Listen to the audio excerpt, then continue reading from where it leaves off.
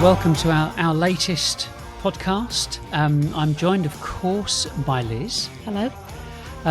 Now, this podcast is a slightly different format in that Liz is going to be driving this, asking questions and so on. And the purpose and the point is that we've produced a white paper, and this is the first promotion or dialogue that we've had about the white paper. And we want to communicate the contents as best we can through a variety of different mediums. Obviously, we've written it, it's on our website, we're doing this podcast, and we have a video as well. And the video is of the podcast, but the point is that these are methods of being able to communicate this message. Okay, thank you. So you've written this white paper, and the title of it is that it's a white paper for investors and directors. Yep. And so if you could just tell our listeners, viewers, the reason behind producing the white paper in the first place, if we just start there. Okay, my belief and my research and 30 years in business has channeled or has directed me to focus on a very narrow group of people, and they are the investors and directors. There's a very specific reason for this.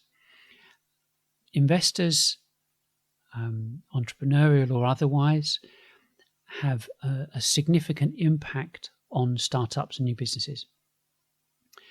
Directors are either working in enterprise or larger organizations, and also they like to and do get investment or provide investment for startups, but also tend to provide investment for their own businesses if that's the case.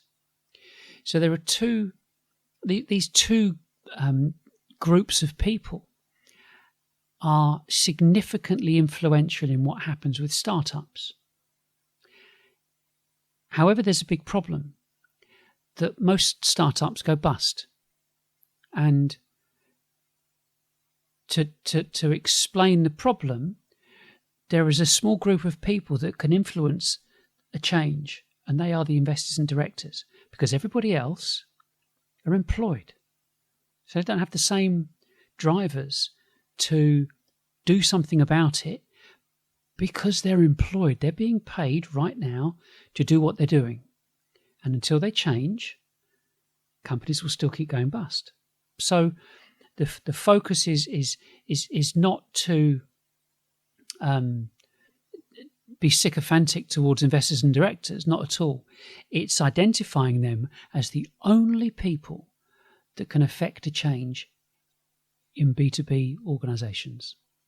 Okay, so where do you see the problem then? I mean, looking at the white paper, you start off with some statistics. Perhaps you'd just like to share those, what those statistics are about startups and small business. Every year, 500,000 new businesses start up. Of those businesses, 20% go bust in the first year, 30% go bust in the second year, 50% go bust by the third year, 70% go bust by the 10th year. I mean, that's shocking in itself, but it's just how it is. Of businesses that start up who receive investment, 40% go bust. Go bust. Period. Yeah, right. Okay. So any investor that's put money into a startup, the 40% of them go bust. So you've only got a 60% chance of making any money. However, 75% of every startup doesn't make their investor any money. So now we're down to 25%. Of the final remaining element, 95%, not of the remaining, but of that original figure, 95% of all businesses that receive investment never reach the targets that they forecast in the first place. Wow. So we're looking at this thinking, or anybody looking at this, they go, well, I understand about a gamble. I understand about investment and so on and so on. But with those statistics, they're shocking. I mean, they're mad. You just wouldn't want to do it. Why would you want to invest in a startup? Because, but it's almost like you can sense people say, well, it'll never happen to me because we're so clever. And my view on that is, well, if you are so clever as an inventor or an entrepreneur, if you're that intellectual, bearing in mind all these statistics, why can't you stop yourself from going bust? Surely to goodness you're not like the hoi polloi. So something's going wrong here, and it's not been identified. And because I cut my teeth in sales, I moved across to marketing, not because I wasn't any good at selling. I was extremely good at selling.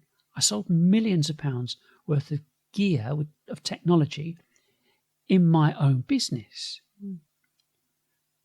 But anybody that's sold, if you can sell, you can sell. But how do you scale it? I mean, that's the juicy bit.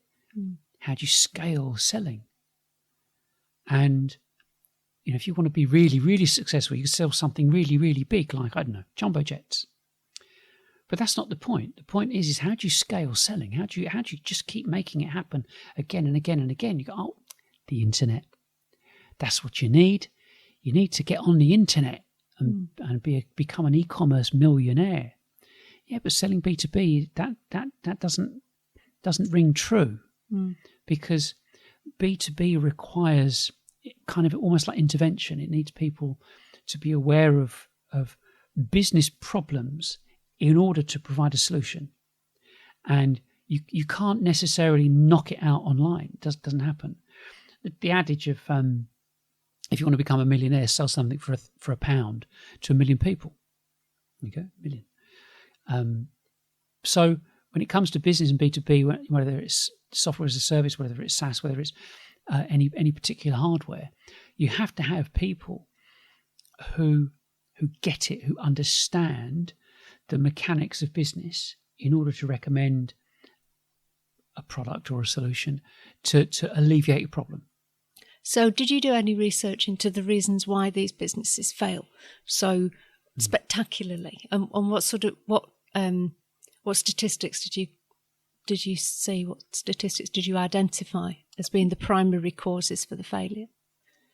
I mean, that's the white paper is a bit of a giveaway, because the white paper title is poor marketing and a reliance on technology. So it's marketing, poor marketing and reliance on technology causes business failure. And there are people that are going to listen to this and go, you've got to be joking. You're out of your mind. You go, yep. And there's for people in England, you understand this, everyone in you, come and have a go if you think you're hard enough. And the point is that I've got statistics coming out of my ears. The reason being, you have to understand selling to understand why marketing fails. And I'll come on to the issue between sales teams and sales departments and marketing departments in a minute. But people buy people, they always have.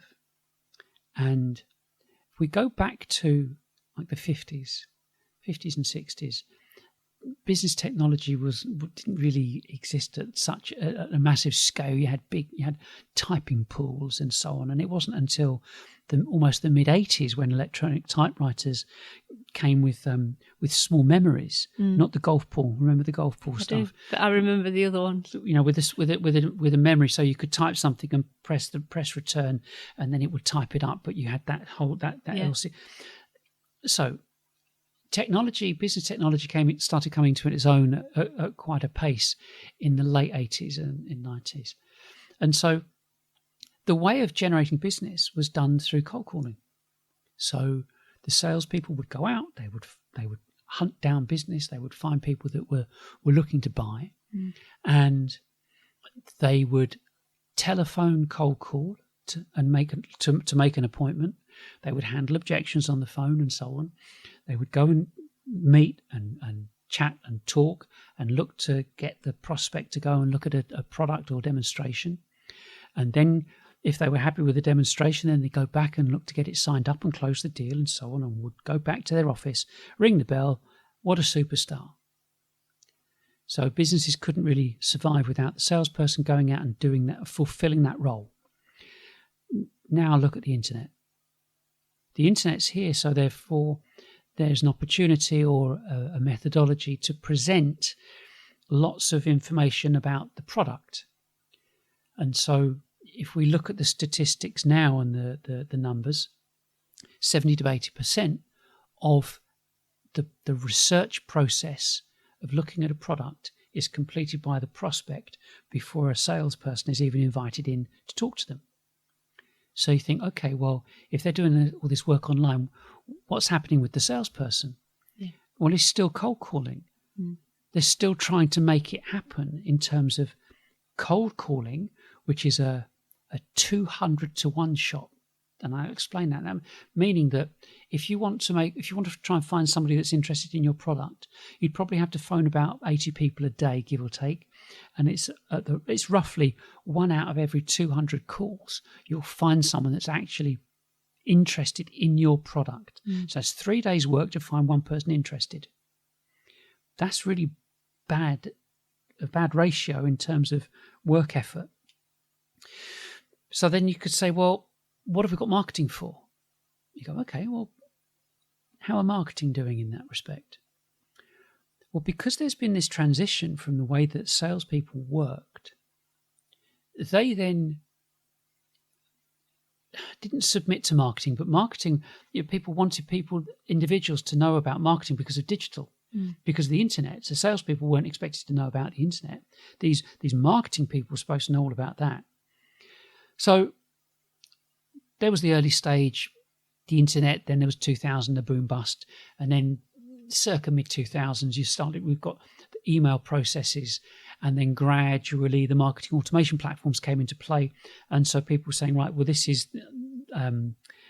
what you need. This is the latest, greatest thing. Buy an automation platform, Eloqua, Martech, Marketo, Pardot, Acton, and so on. These manufacturers produced this software, which meant that if someone was interested in what you had on offer, they would find you online, choose to download some information, and because they're making a choice to download some information, they'll give you their email address, and then they'll download it. So it all sounds good, it all sounds plausible. But when you go back to the sales process, people buy people. So the salespeople were seeing the whites of their eyes in the first place. Now it's just a piece of paper commodity which says, is it any good?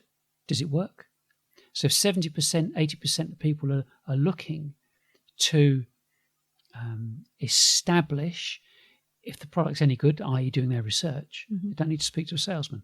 So do you think there's still, for some businesses, do you think there's still a focus when they bring salespeople into a business? So say you've got a new startup, or even if you are that entrepreneur and whatever, do you think there's an emphasis on using the black book of the salesman, and do you think that's still got longevity within a business, using a salesman's black book that he brings with him? Do you think that's? Do you think that kind of now supersedes? It's a poison chalice in a way, because the difficulty with the black book is that the relationship was with the salesperson. Salesperson joins company. Salesperson owns his own black book. If he sells something that the product of the company, all well and good. But when the salesman leaves, he takes the black book with him, along with the other prospects that were in that company at that point in time as well. And there is an underhand expectation by certain companies that when you come and join us, you will bring your black book and you'll go and jump all over your old company's prospects, which is not the way to do business. It is if it's underhand. So therefore you pay your money, meaning you pay a salary. You make your choice. But the trouble with that is that there's an assumption that they've got enough. There's enough validity within the black book in the first place. But the problem, the the crux of that problem is that what do we all want? We all want success. We want to grow our businesses. We want success. But you cannot grow that black book, because that black book is based upon his relationships with his old customers and older prospects. So you're saying it's not sustainable then? No, it can never be. What about telesales? Is telesales, would you say that telesales is a way to grow a business, or do you think even that's got a point where it stops being viable? The thing is, does anybody think it's viable right now? This is the question. Who likes to receive cold calls? Nobody. How successful are cold calls? 200 to 1. What about right now? Well, I'd hate to think what a telesales is doing right now, because everyone's sitting at home. Everyone's on their mobile at home, or their company mobile at home. So you can't contact anyone now, or virtually anyone. But if 70%, 80% of the research is done by the prospect before inviting anybody in, what's the telesales person doing? And that's kind of shifted to a point where it's becoming a BDR, and they're sitting on looking at LinkedIn, looking at Sales Navigator on LinkedIn. Yeah. So it's just a different way of doing telesales. Yeah, it's just telesales all the same. So, but it's this group of people that are looking, and what are they looking at? And this is where it starts to get really, I think, very interesting, and that's what's prompted this. What are they looking at? If they're researching, who are they looking at? What are they looking at? Because if someone says, right, well, what we're going to do in order to bring this together, we're going to use a marketing automation platform. We're going to create our content, but we're going to make it available in exchange for an email address and a name. So it's a transaction. Yeah. So what you're doing is saying, okay, we're going to force you as a prospect into a transaction up front. You will give us your email address and your name. You can then download this information, and then we're going to cold call you anyway. Yeah. So they're not saying we're not going to cold call, of course, and even whether it includes a telephone number or not. Everybody they'll hunt you down. They'll hunt you down, absolutely. So I've done it myself, yeah. So we've got the situation that you've now got a company that is gatekeeping their product, their content. Yeah. The gatekeeper before was the receptionist or exec assistant that wouldn't allow you to speak to the prospect or decision maker. Now, marketing is gatekeeping the content, saying that if you don't give me your email address... So it's a bit like the roles have reversed, haven't they? But if you look at who's doing it, yeah, marketing is doing it. Marketing are the people that are gatekeeping the content and not allowing the prospect to look at it unless they get their name and email address, which means cha-ching, they're now ringing the bell saying, look at me, we've achieved a KPI. Someone's looked at it, they've given us the information and downloaded it. That's passed over to sales. Knock yourself out, boys. You can now keep ringing them up and chasing them down. Mr. Customer now thinks that he's being stalked because all he wanted to do was have a read. So do you think, in terms of the role now of marketing, of any kind of marketing technology, do you think that role is redundant, or where do you see the fault line with this? Because I know that there are some statistics in terms of CMOs and that kind of thing. I mean, what have you seen of the senior people in businesses? Are they achieving the goals? No, I mean, this is what surprise is not the right word. It's shock. Business owners are the entrepreneurs. They're the ones that will take it on the chin. They can say anything they want, do anything they want, because they're driving this. But these marketing people come along and go, oh, we're going to do this, we're going to do that, we're going to do this. So there's a guy called Seth Godin. Many would have heard of him. He's an extremely well-known global marketer. And, he's an author of 18 books and so on and so on. And he said that what happens is that marketers promise miracles.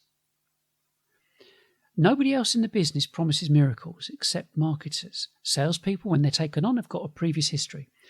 Marketers promise miracles. They can say anything about ROI or ROMI's, return on marketing investment, anything they like.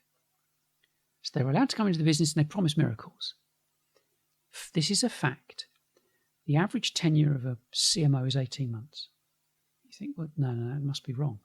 And it's in the press, and recruitment companies who specialise in marketing, no surprise there, everybody knows it's 18 months. Mm-hmm. From Fortune 500 across the board, 18 months. Because they promise the earth, they don't deliver, they get fired. Promise the earth, get delivered, don't deliver, get fired. Because they can't deliver. It's impossible. Because they're saying that what we're going to do, we're going to use all this technology, we're going to set it up, and then this is almost like the stupidity of it. So the marketers are going to hide all of your content simply because they've been given a KPI to achieve, which is to create marketing qualified leads for salespeople. In order to do that, they're going to hide all your great content behind a gate, behind an email form, and then you're going to pay Google to drive traffic to your landing page. So you've got to pay Google per click. Mm-hmm. So your break points almost. It could break on the fact that your written text on your pay-per-click advert is rubbish. That's number one. Number two, you might not bid enough for a pay-per-click. That's number two. Number three, the landing page they go to might be really badly written with no logos on it, no social proof. Well, it could be multiple things. Not interested. Or they give you their details and the actual content's rubbish. It's not worth the paper it's written on. Mm-hmm. 2 pages. I mean, I've seen recently. I saw a very, very big, not Sage, but a very, very big accounting platform software, account software.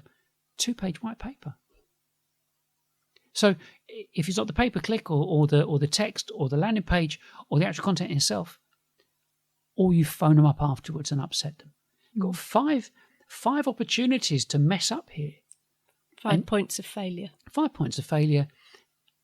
And you're, as the company, as the investor or director, you can look at the numbers and go, wait a second, we're paying this quarterly amount of money to, whether it's Marketo or Eloqua or whoever, it doesn't matter who it is. We're paying a lump to them. We're paying an even bigger lump to pay-per-click to Google, plus the whole group of people in marketing, in order to provide a lead by way of a filled-out form for someone in sales.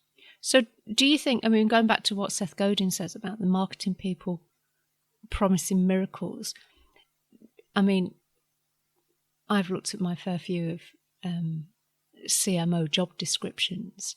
I mean, what's your view of that? You know, are they realistic? Are they just? I mean, it's one of those things in that I read them and go, yeah, I can do all that. No issue at all. Mm. No question at all. Don't care how long it is. Because, I mean, we're a consultancy firm.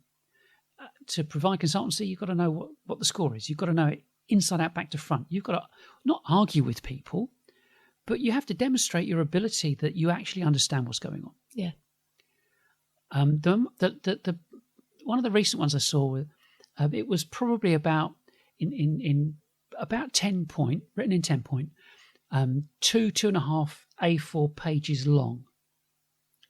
We want you to do this. It went on and on and on and on and on. And at the bottom, it said, and you'll report to the CMO. And it's like, you gotta be kidding me.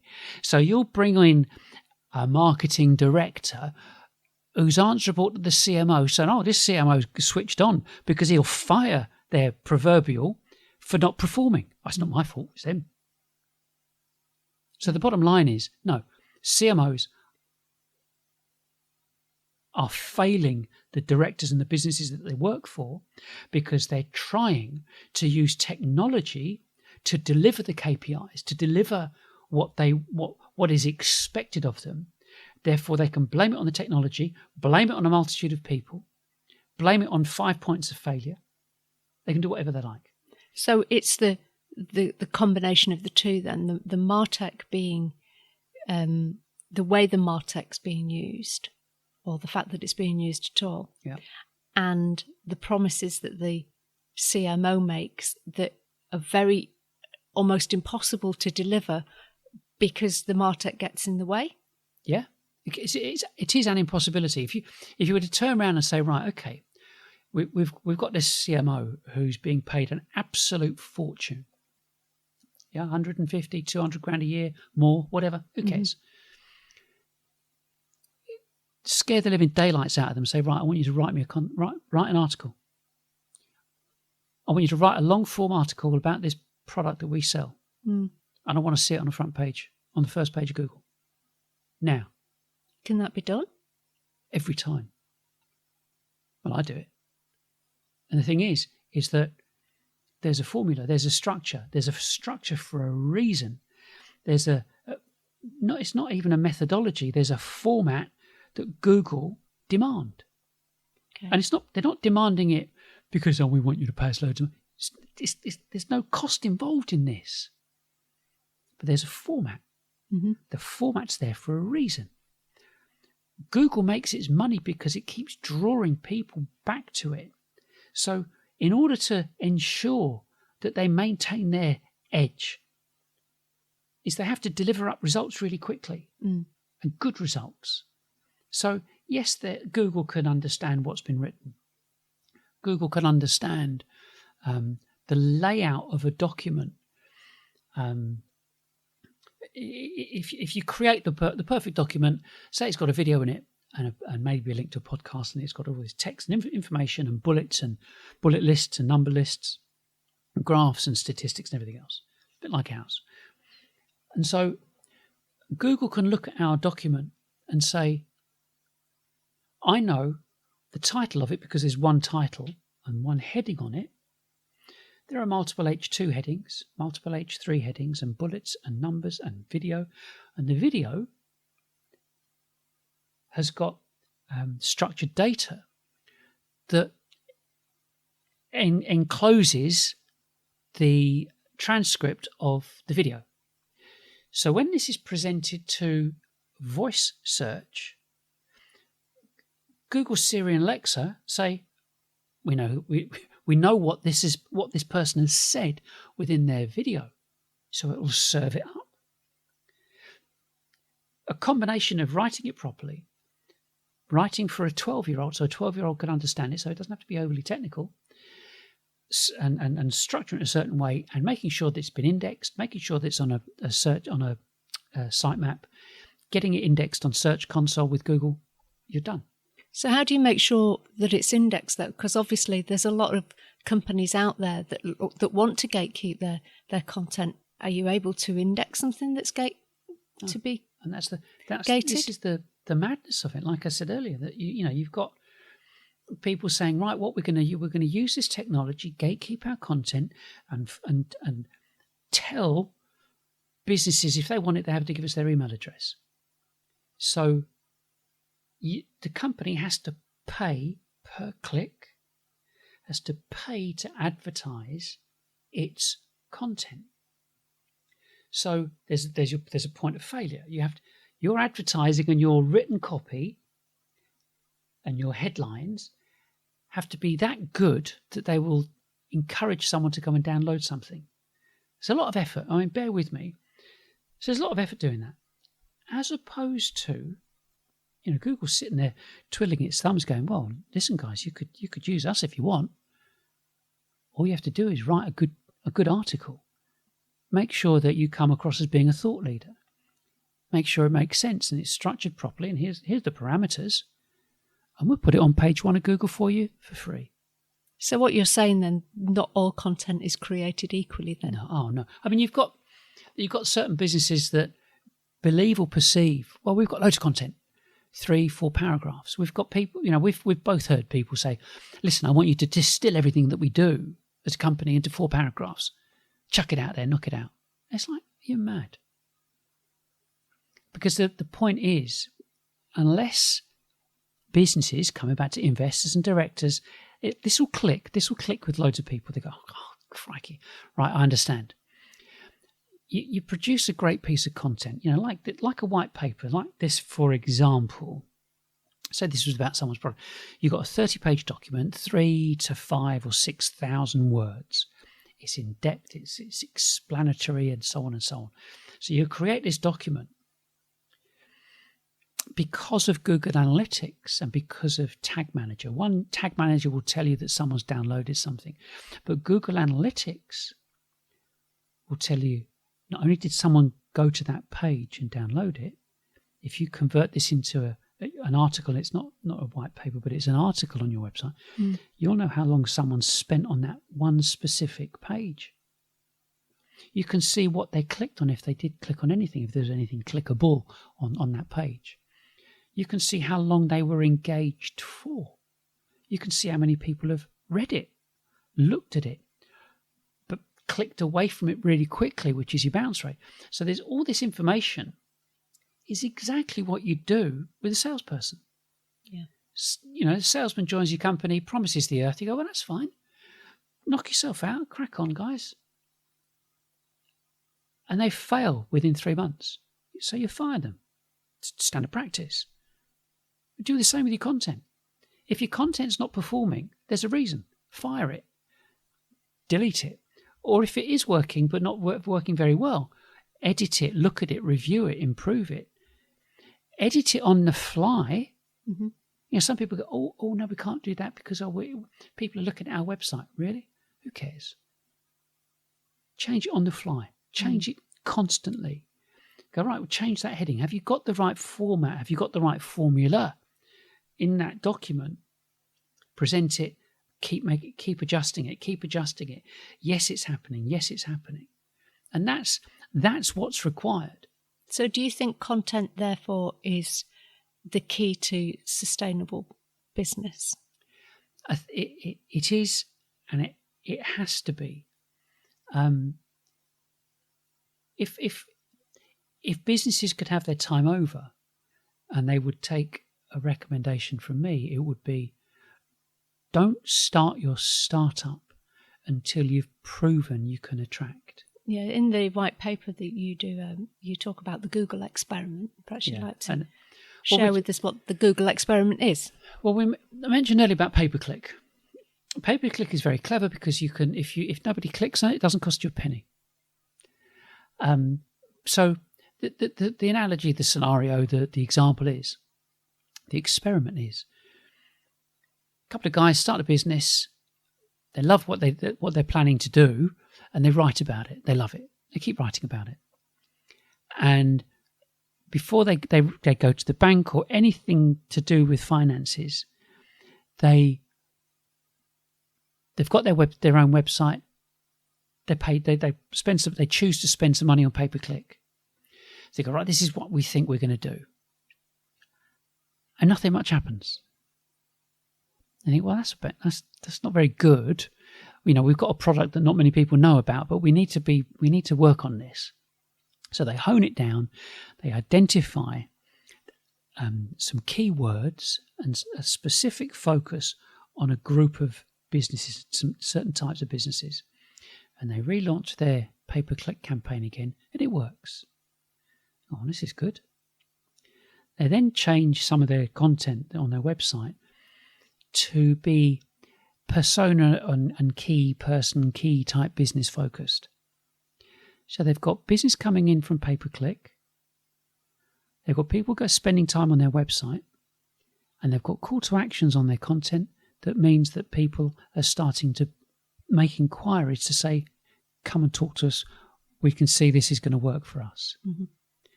They start selling, it starts happening, and then they go to an angel or venture capital company and say, we want to scale this.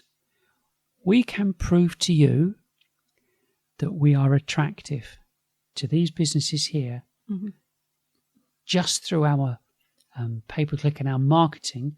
We're not, doing anything like trying to create viral videos or anything. We've established that we're attractive to these businesses, mm-hmm. and they keep buying from us. Are there any examples that you can give where content has been used in such a way that it's not only increased the exposure of a business, but has actually had a significant impact on their revenue and their turnover? Well, if you look at the per person bit, just to begin with, the average business in the UK has about 80, 90 grand, turns over 80, 90 grand per person per annum. Some more, some less. But you don't want it to be much less. Hence, businesses keep going out of business. If you look at Google's turnover per person per annum in 2018 was 1.2 million per person per annum. A lot of money. There's, we're involved. We spend a lot of our time, working with cameras and video and audio and everything else. And there's a company called Peak Design, and they kicked their approach off through lots of engagement and so on and so on. And there's only 38 of them, and theirs was 1.462 million per person per annum dollars, $1 million per person per annum. So from an investor's point of view, it's like, wow.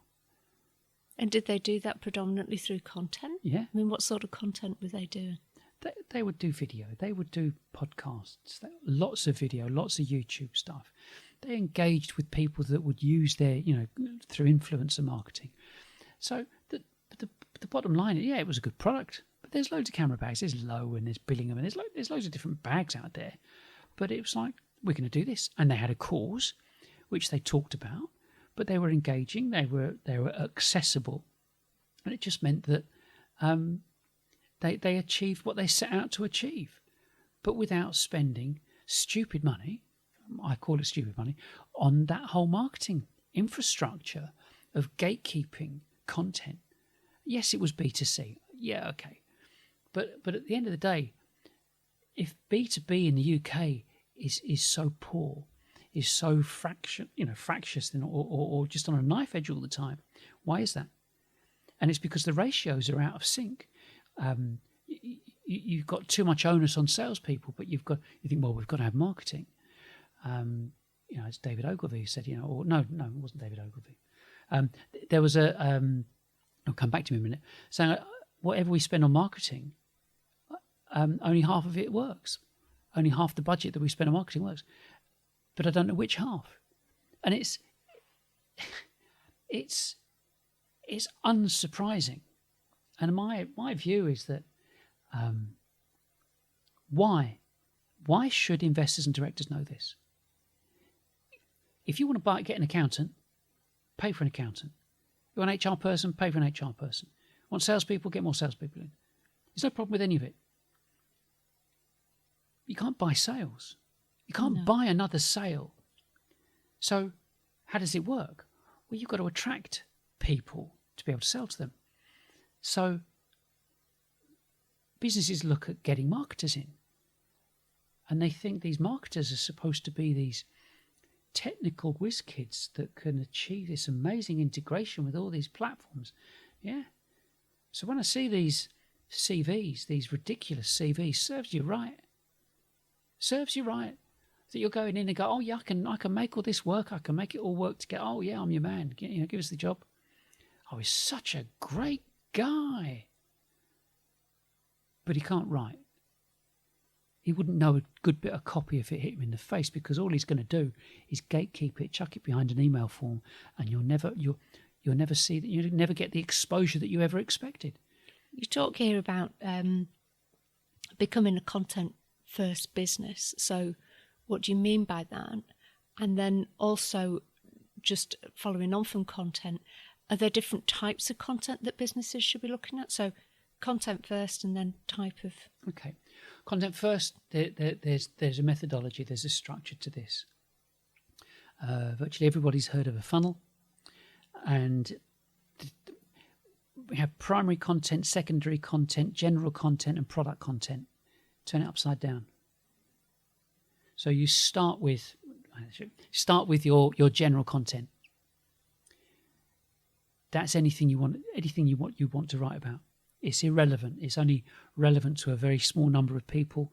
You don't care. It could be a new hire. You could be moving. Could be a set of new cars. It could be anything. It could be Christmas jumpers. It's irrelevant per se. But you could put that content on your website. Secondary content is news, genuine news that people may well be interested in. The news can be picked up by Google and by Apple and by other people. So use it. But the information and the calls to action, because you're going to have your email on there, or you're going to have your web address, there are call to actions from that secondary content that will take people to your primary content. Your primary content is 3,000 to 6,000 words with bullets and lists and so on, which is written that genuinely explains how to use this product of yours or these solutions of yours in different scenarios. They basically look to teach people as much as you possibly can about the implementation of these products. And then you've got your product content. Your product is teaching them how the product actually works with video and information and downloads and instruction books and guides and goodness knows what. And so if you look at someone looking at your primary content, they like the primary content, the call to action, let's look at the product content. They love the product content. What's the call to action in the product content? Contact the customer, contact the company. You've ticked their boxes. They've gone, wow, this company has given us everything. They're not chasing us down. You can, because you're not chasing them down and you're not after an email address, it means your content becomes available to a wider audience. Every piece of content that you've got is every page. You're going to have a call to action. It's going to have your telephone number, and you can contact us this way. You can email us. You can go on to chat. You can go on to even if you're producing content in different formats, which is the next part of it, which is Google recognise the written word. They also recognise video when it's got a transcript. We also do podcasts. People like podcasts. People listen to podcasts because they can listen to them on their commute or whatever or wherever. You look at Sonos. Sonos now connects with YouTube and Spotify and Apple and so on. So therefore you can listen through any type of medium that people have got. You can listen to podcasts. You've also got live, so you can go live. I mean, everyone's seen people going live on their iPhones, but we're talking B2B here. We're talking about people looking to potentially invest a significant amount of money in your software or products. So you have every responsibility to demonstrate to that company that you've got the aptitude to support and communicate to them on the level. In a high quality, a high level of quality, and not just holding up your phone in front of you. Oh, listen, we can do this, and thinking that you can knock it out. We're not talking about, creating a TikTok video or whatever. We're talking about demonstrating your professionalism, and that's where the shift has to happen. Do I think that the time of the salesperson has been and gone? Yeah, I do, because it's a group effort. The information and what's required by people that want to buy your product, our products, they will evaluate us from a distance, and if we're not forthcoming, they'll go somewhere else.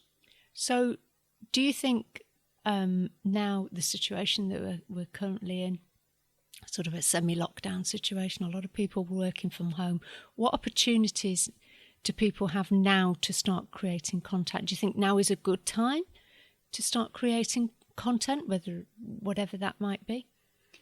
I think it kind of boils down to the entrepreneurial spirit in people. Have a think about this. If the investors and directors have not been given this information, they're not going to make any decisions. They're not going to do anything. No. When you start looking at the entrepreneurial factors, you say, well, actually, if I had my time over, you've got all these people sitting at home. We all know they're not busy 24. They're not busy 8 hours a day, but especially the marketing people, get them writing. And the salespeople are probably the best people to write because they can they understand the real world problems that exist, and so they can write about it. It could be cleaned up and sorted and so on. So in this point where we are now, like you said, in semi-lockdown, the more content that's produced, the more opportunities your prospective customers have of finding you, because they're in lockdown too. Yeah. So if they need to find out about information, whatever they need to do, more people are online now than ever before. I mean, I remember at the beginning of all this, people were worried about what was going to happen online. Nothing happened. Mm. The burden on the burden on the internet. Nothing happened. No surprise there. So everybody can operate from home. Mm. So, one of the thoughts I had was that there are these offices that are not being used at capacity. Go and use,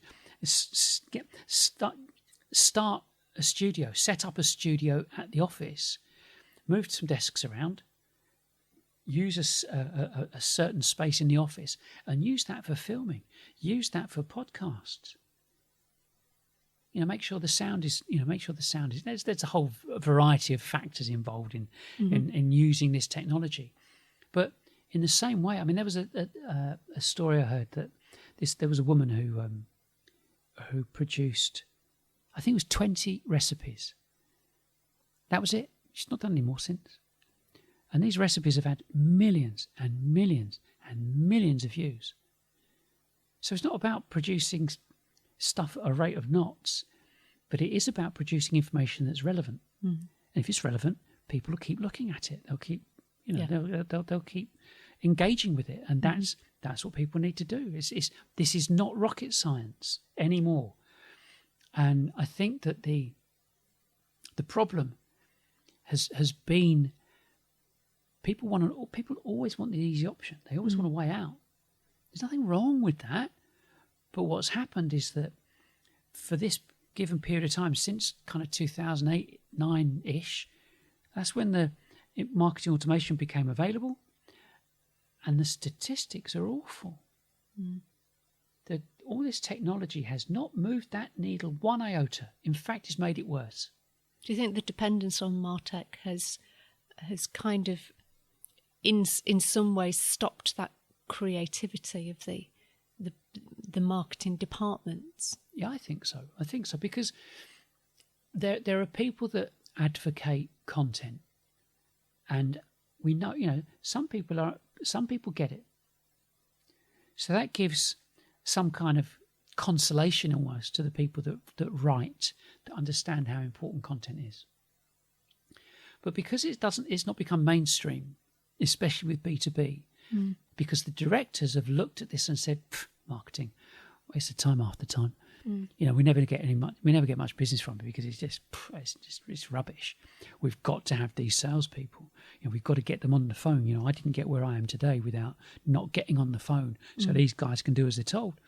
You shift it and you look at if an emphasis is put on content and good content, and it's driven correctly, there might be some retraining needed for CMOs, because they've, not to put too fine a point in it, they've done a crap job for a lot of years, and they keep getting fired. But they also keep cycling through these businesses, don't they? I think that's what. Yeah, they take their. That was the shocking bit that I got. We watched the interview with Seth Godin and Brian Rose from London Real, and he was talking about marketing, obviously, because that's his area of expertise. But the fact that he was saying that, marketers or CMOs.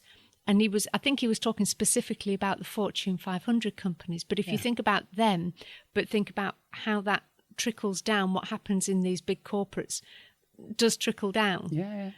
And I think that really shocked me, because obviously those CMOs are going somewhere else. And when you look at those job descriptions and you see what is expected, it's.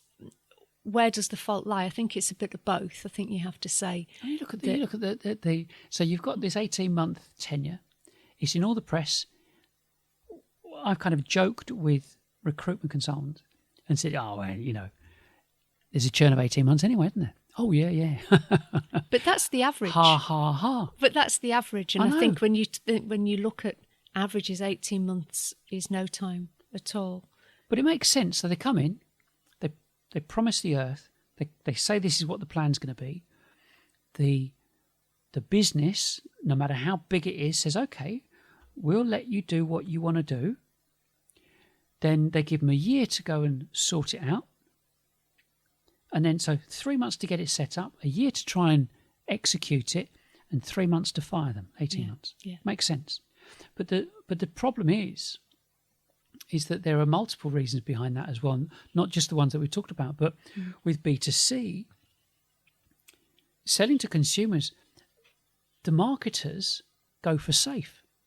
Yeah. They go for the safe option every time. The people that are involved and engaged in B2B marketing, they're going for the safe option. It's called technology. Yeah. Because you look at the list as long as your arm, whether you've got Marketo, integration with Salesforce, integration with Ranking, or not Ranking, Discover.org, integration with Lead Forensics, integration with anything, with Adobe, if you're going to use Adobe. The integration elements are staggering. And you think, what for? I mean, it does make me smile, the thought, you could kick out all the marketing automation platforms. So what? Just use a basic email ISP, ESP, email service provider. Just use something basic. But make your content available to everyone, and don't stress about it. Just allow them to read it, but monitor it, improve it, make it better. If you're not sure, ask them. It's called market research. It's what the marketing team are supposed to be doing. I mean, there was a report article by CB Insights. It said the top 20 reasons startups fail.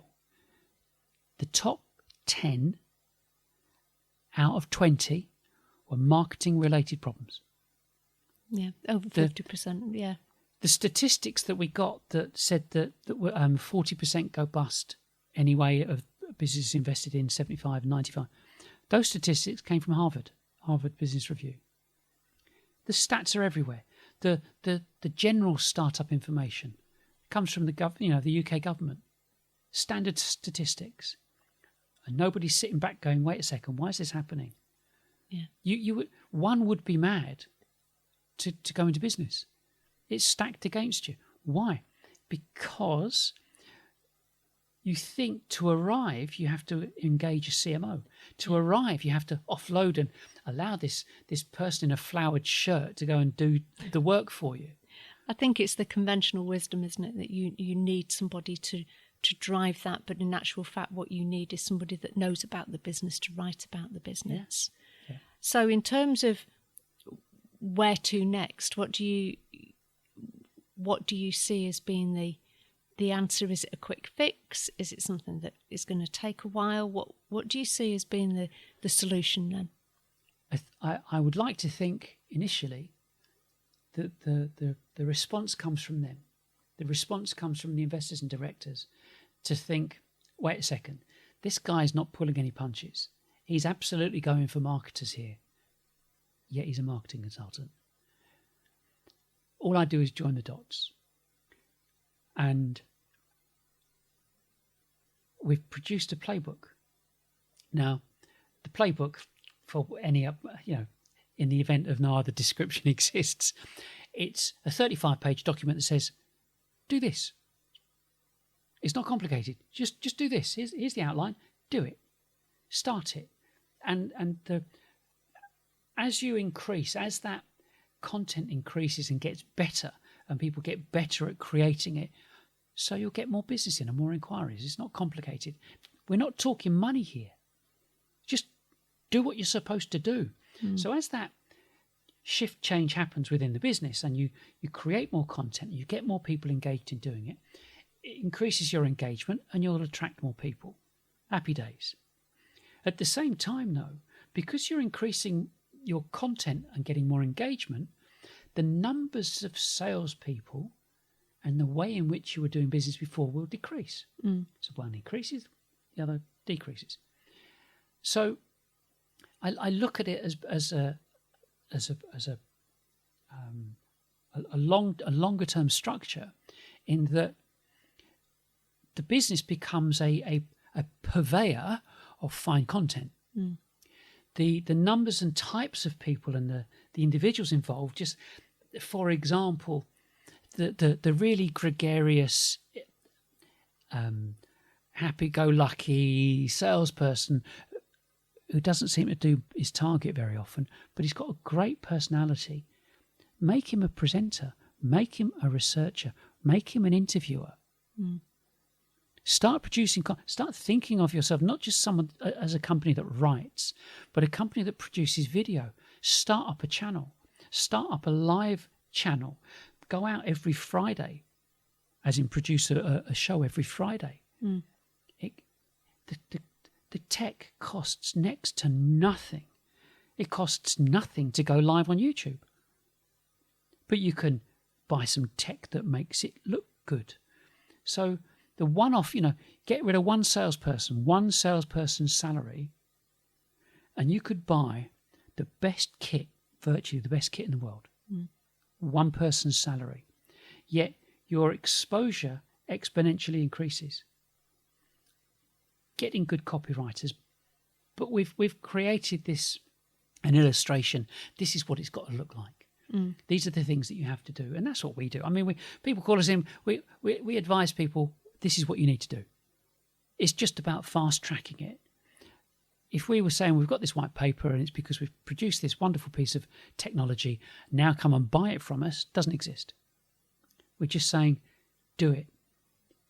Of 500,000 new businesses, let's stop some of them from going bust. Yeah. You don't want to go bust. Trust me.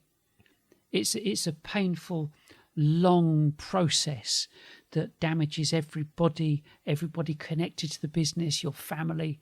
It's living with butterflies day and night, waking up with them. You don't want it. No. And, unless you've been there, you don't want to go there. But to stop going there, people think that it's, people think about raising money. It's look at us, look how clever we are. No. An investor's going to come along and expect the lion's share. So don't be getting all indignant about why should you have so much, and I only want to give you a tiny percentage. That's why the guys on Dragon's Den laugh at them. I'm not giving you. I value my company even more than that. Yeah, look at the statistics. The likelihood that the Dragon's Den people are going to lose their shirt on you is very, very high. Yeah. So they can dictate how much the percentage they're going to take of your company. So the point is, if you can prove it, if you're an investor, start telling these people, listen, we'll look at what we've got on our plate at the moment, or lined up at the moment. But these new people, just get them to prove they can attract business that isn't coming from a black book or your mates or your mum's friends or anything like that. Yeah. Prove that you can attract business and you got a deal. But if you can't prove it, there's no point. Not just for the investor, but for them. I'm sure I know it's a lovely idea, but it ain't going to make any money. So don't put yourself through it.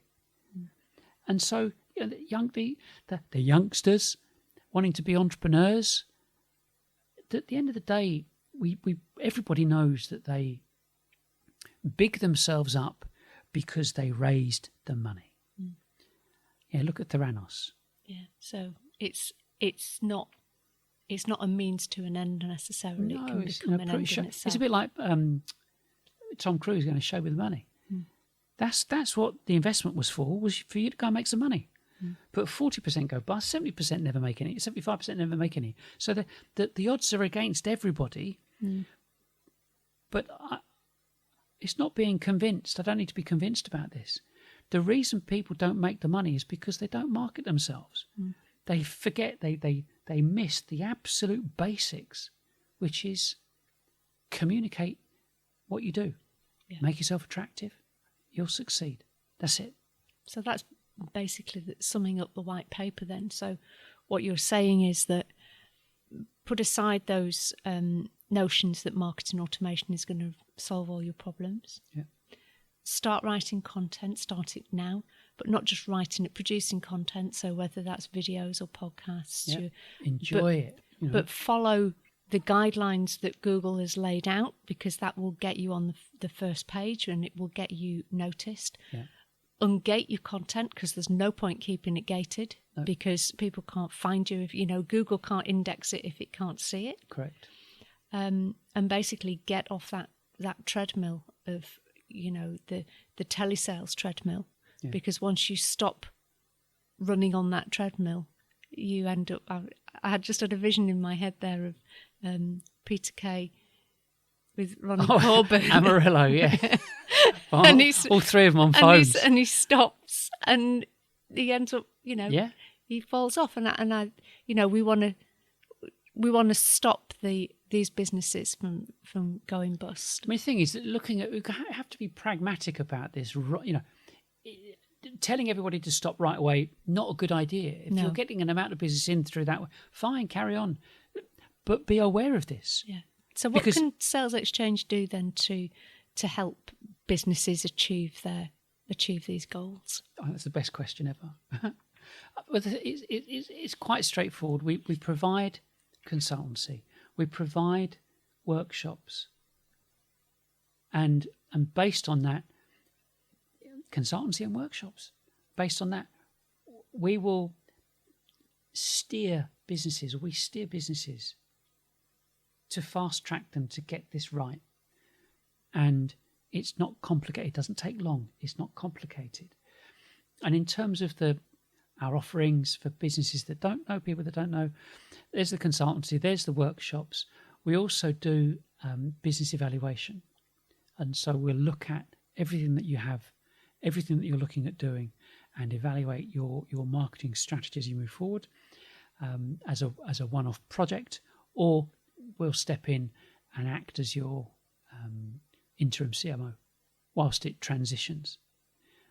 And the point is that you, as a business, you may well want to maintain and have somebody on the board as CMO, but the business owners and the investors have been tasked, I would say, with trying to choose them, and it's really difficult to go and choose them. Yeah, and part of that problem, I believe they thought, was getting a chief growth officer in, and again, that doesn't always work out for the best because they're sales orientated. The chief growth officer has to be as clued in on marketing as they are on selling, and they don't exist. No. The old sales and marketing director. If this problem has been endemic for this long, it means nobody's looking at it from this perspective. Yeah, and there's an article about that on our website, isn't there? Yeah, and it's about looking at change. And the point is that businesses have to change. The world changed this year in March when the lockdown happened. And if you do what you've always done, you're going to get what you've always got. You'll just be a statistic. It's just not your time yet, but it will be. Whether it's 1, 2, 3, 5, 7, 10 years, you'll just be a statistic if you carry on doing what you're doing. Okay. And that's why the white paper's downloadable from our website. We don't want your email address, just download it. The playbook's downloadable. Don't want your email address, just download it. Plus everything else that we've written, books that we've written are available online. We've made ourselves accessible, and someone has to demonstrate how that this is doable. Yeah. And so that's it. Okay, that's great. Thank you. Okay, well, for the readers and listeners and watchers, thanks for watching. Thanks for listening, and we'll see you in the next one. Meanwhile, take a look through our website, and hopefully there'll be a raft of documents and information and articles there that can help you in your quest to get your marketing sorted. Bye for now.